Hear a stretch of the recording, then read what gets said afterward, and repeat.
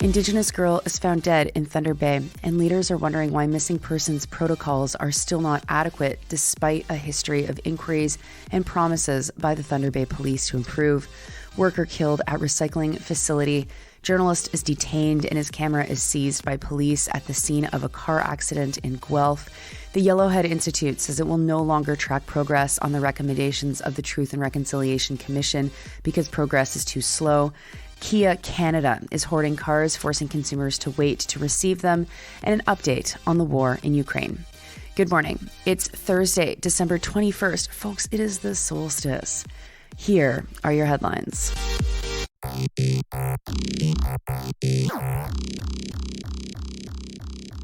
We start this morning in Thunder Bay. Mackenzie Muñez was found dead on Monday near the city's marina.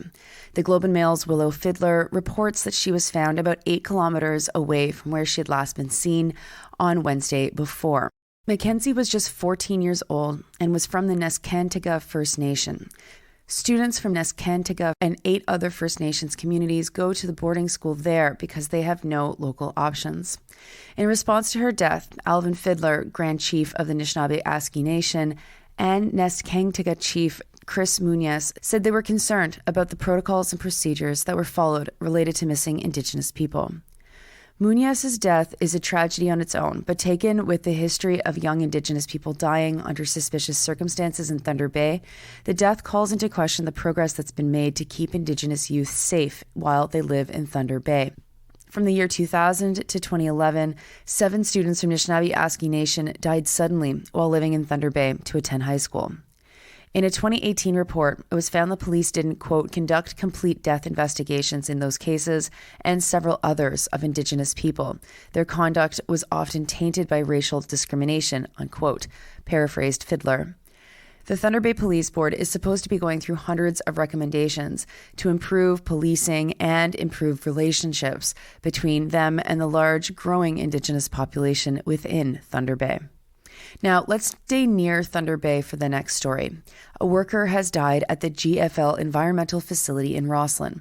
Citing a GoFundMe that was set up to give money to his widow and 2 children, TBANewsWatch.com reports that the worker was Mike Sharp. The story gives no information about what happened, but does say that the Ministry of Labor is investigating. Now, if you go to the GoFundMe, you'll see that someone donated an incredible $25,000 to the sum. I saw that, I thought, wow, and then I went back to the article. Then, looking to see who runs GFL, I saw the same name as the donation. It was given by GFL's founder and CEO, Patrick Dovigi. Now let's go to Guelph, where Guelph Today's Taylor Pace is reporting that a journalist with Guelph Today had his camera stolen from him by police. Richard Vivian was on the scene of a fatal collision at College Avenue and the Hanlon Expressway. He walked towards the scene along with pedestrians who were still using the sidewalk, and an OPP officer yelled at him while he started to take photos. He only got about 10 photos taken in rapid fire before he was yelled at. The officer then, well, I'll let Vivian tell his story. Quote, he came over and grabbed me by the jacket, my left wrist, so he had control of my left arm. He then told me that he was seizing my camera, unquote. The officer held onto Vivian even after he handed over his camera, and he said that had Vivian refused, he would have been arrested. Then he was told that, quote, officially it was seized by the coroner under the coroner's authority to seize during an investigation, unquote. Vivian was told to stand behind an OPP cruiser. He was booked and detained for 15 minutes. He was then asked if he wanted a warrant receipt for his seized camera.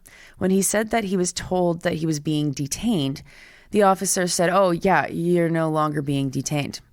The coroner's boss, and I don't know who the coroner's boss would be, but anyway, in the story, this guy's boss then said that they would give back his camera, but they were going to keep his SD card.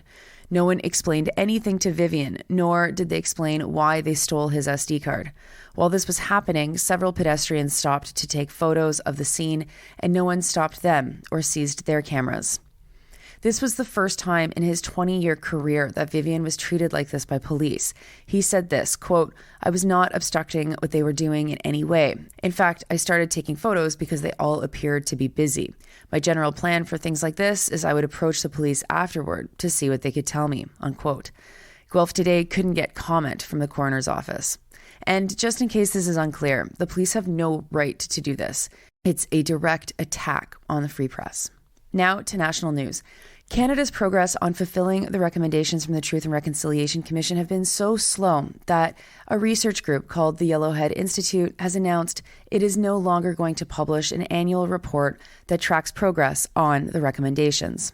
The story from the Canadian Press's Alicia Pacifiume quotes the statement from the Institute that said this, "At first, the project invoked hope and determination. If only the Canadian public knew about their government's lack of action, we believed, perhaps things would change. That hope, as those who have followed us on this journey may have noticed, has begun to diminish in the 5th year of this project," unquote. In the Commission's final report, there were 94 calls to action. It was released in 2015, the same year that Justin Trudeau was elected, and there was hope that maybe this new Prime Minister would take seriously the calls for change to address the horrors of the past. But not just of the past, the ways in which those horrors continue to impact Canadian society and Canadian institutions. In 2023, Yellowhead found that not a single call to action was completed by the federal government. At this pace, it will take until 2081 for the recommendations to be implemented. So far, just 13 calls to action have been implemented.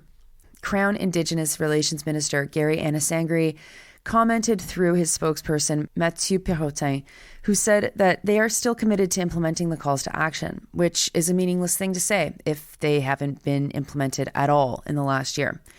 Perrotin said that the Settlement for Child Welfare and Equalities is one thing that they've done, which is like, yes, correct, but I mean, okay, is that you're just throwing everything that you've done rather than talking about the calls to action? And that there is a National Council for Reconciliation, which is a classic Liberal thing to do, to make a council or a committee or something do something rather than just actually doing it. Patty Hadju said that they have chosen a site for the Residential Schools National Monument on Parliament Hill. That's the extent of their work. Report author Eva Jewell said this, quote, "The Canadian government relies upon apathy and ongoing ignorance on the part of the public as an excuse to not act upon reconciliation. If the Canadian public doesn't care, the federal government isn't going to implement the calls to action," unquote.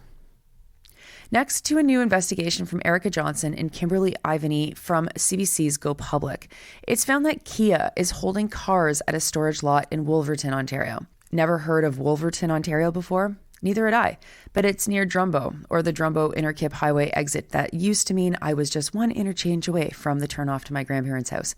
Anyway, it's in southwestern Ontario, not far from Woodstock. Kia is holding these new cars even though Canadians have been waiting for months or as much as a year for their new cars, so that they can make it look like they'll have lower sales numbers in the last 6 weeks of 2023. Kia's Central Regional Manager, Vince Capicotto, explained on a call to dealers that only some of the cars people have been waiting for would be released. The rest will stay stocked so that they don't have to look too successful to the company's Korean headquarters. The fear is that if Kia Canada does too well in 2023, the company might pull back on marketing support for 2024. Canada already hit its target of selling 84,000 cars in 2023. Capicotto and Kia refused to do interviews with CBC. The dealers are obviously not happy at all with this. Commissions aren't paid out until a consumer actually receives the car, and so payments will be delayed until 2024, which is not ideal for folks staring down the holidays. But hey, if you've already hit your sales targets, I guess you had a good 2023, so what's the big deal? I mean, this is all very strange. Anyway, you can read the rest of the analysis if you're curious. It's just dealers who are mad and people who are waiting for their Kias who are mad. Capitalism is a hell of an efficient system, eh? And finally, it's the 666th day of the war in Ukraine. Here is a rundown from The Guardian of where things are at. First, the UK Ministry of Defense has said that Ukraine is moving to, quote, a more defensive posture, unquote. The fighting this summer failed to recapture many Russian gains, and as winter sets in, Ukraine is going to be more defensive along the front line. Tax revenues in Russia from oil have dropped by 32%. The Guardian credits the U.S. imposed price ceiling as the reason why. Ukraine will launch 1 million first-person view drones and more than 11,000 medium and long-range attack drones next year. There will be at least 1,000 drones that have a range of more than 1,000 kilometers. Moldova is planning to leave the Commonwealth of Independent States. They've been participating less and less in this Russia-aligned trade body since Russia invaded Ukraine. As a result, the far right is promising to take over the next election in Moldova. And peace doesn't look to be happening anytime soon. Russia rejected a recent peace proposal from Ukraine because, quote, it was absurd as it excluded Russia, unquote, which begs a few more questions. Those are your headlines for Thursday, December 21st. Enjoy this shortest day of the year. Enjoy the darkness and enjoy the cold. It will get colder, but it will get lighter. I hope that you've got some snow where you are. Unfortunately, thanks to totally bizarre weather, Quebec City doesn't yet. I mean, we've had it, but it's gone away. And know that, the light's coming back. You are listening to the podcast at sandyandnora.com, on the Real News Network podcast feed, and anywhere you get your podcasts. I'll talk to you tomorrow.